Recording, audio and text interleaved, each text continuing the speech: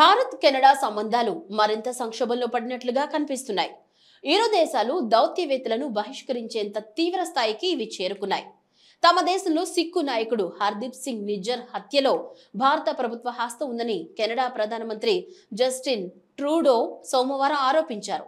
June 18న కెనడాలోని British Columbia province లో ఓ సిక్కు దేవాలయం దగ్గర హర్దీప్ సింగ్ ను కాల్చి చంపారు. ఆయన హత్యలో భారత ప్రభుత్వ ప్రమేయంపై కెనడా ఇంటెలిజెన్స్ కు విశ్వసనీయమైన సమాచారం ఉందని ట్రూడో వెల్లడించారు. ఇటీవల జరిగిన G20 సదస్సులో భారత ప్రధానితో కూడా ట్రూడో ఈ విషయాన్ని ప్రస్తావించారు. కెనడా గడ్డపై ఒక కెనడియన్ పౌరుని విదేశీ శక్తులు హత్య చేయడం మా సార్వభౌమాధికారాన్ని ఉల్లంఘించడమే అని హౌస్ ఆఫ్ కామన్స్ లో ట్రూడో వ్యాఖ్యానించారు. ఇది స్వేచ్ఛ, ప్రజాస్వామిక సమాజాలు అనుసరిస్తున్న ప్రాథమిక నియమాలకు విరుద్ధం అని ట్రూడో అన్నారు.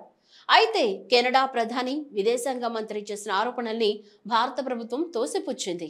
ఈ వ్యాఖ్యలు ఉద్దేశపూర్వకమైనవని, నిరాధారమైనవని భారత విదేశీ వ్యవహారాల శాఖ అధికార ప్రతినిధి అరిందమ్ బాగ్చి ఎక్స్ లో ట్వీట్ చేశారు.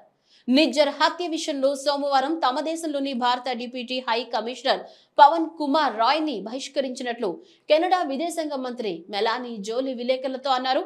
తాజా పరిణామాల నేపథ్యంలో భారత్లోని కెనడా హై కమిషనర్ కామరూన్ మెక్కేను భారత విదేశీ వ్యవహారాల శాఖ పిలిపించి మాట్లాడింది. భారత్లోని కెనడా సీనియర్ దౌత్యవేత్త ఒకరిని బహిష్కరించాలని ప్రభుత్వం నిర్ణయించినట్లు ఆయనకు తెలియజేసింది. సదరు దౌత్యవేత్త 5 రోజుల్లో ఇండియా విడిచి వెళ్లిపోవాలని ఆదేశించింది. భారత అంతర్గత వ్యవహారాల్లో, భారత వ్యతిరేక కార్యకలాపాల్లో కెనడా దౌత్యవేత్తల జోక్యం పెరుగుతోందని, దీనిపై భారత ప్రభుత్వంలో పెరుగుతున్న ఆందోళనను తాజా నిర్ణయం సూచిస్తోందని విదేశీ వ్యవహారాల శాఖ మంగళవారం ఒక ప్రకటనలో వ్యాఖ్యానించింది. బ్రిటిష్ కొలంబియాలో ఏం జరిగింది? వాంకోవర్కు తూర్పున 30 కిలోమీటర్ల దూరంలో ఉన్న సర్రేలోని గురునానక్ సిక్కు గురుద్వారా దగ్గర ఉన్న ఓ పార్కింగ్ ప్లేస్ లో వాహనంలో ఉన్న హర్దీప్ సింగ్ నిజ్జర్ ను ముసుగు ధరించిన వ్యక్తులు కాల్చి చంపారు. బ్రిటిష్ కొలంబియా ప్రావిన్స్ లో నిజ్జర్ ప్రముఖ సిక్కు నాయకుడు. పంజాబ్ ను స్వతంత్ర సిక్కు దేశంగా చేయాలని నినదించే ఖలిస్తాన్ ఉద్యమానికి ఆయన మద్దతుదారు. ఈ కారణంగానే ఆయనకు అనేక మార్లు బెదిరింపులు కూడా వచ్చాయని అనుచరులు చెప్తుంటారు.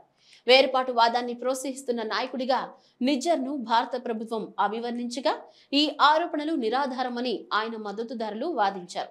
నిజ్జర్ హత్య విషయంలో తమ ఆందోళనను భారత్లోని ఉన్నత స్థాయి భద్రతాధికారులు, గూఢచార సంస్థలకు తెలిపినట్లు ట్రూడో వెల్లడించారు.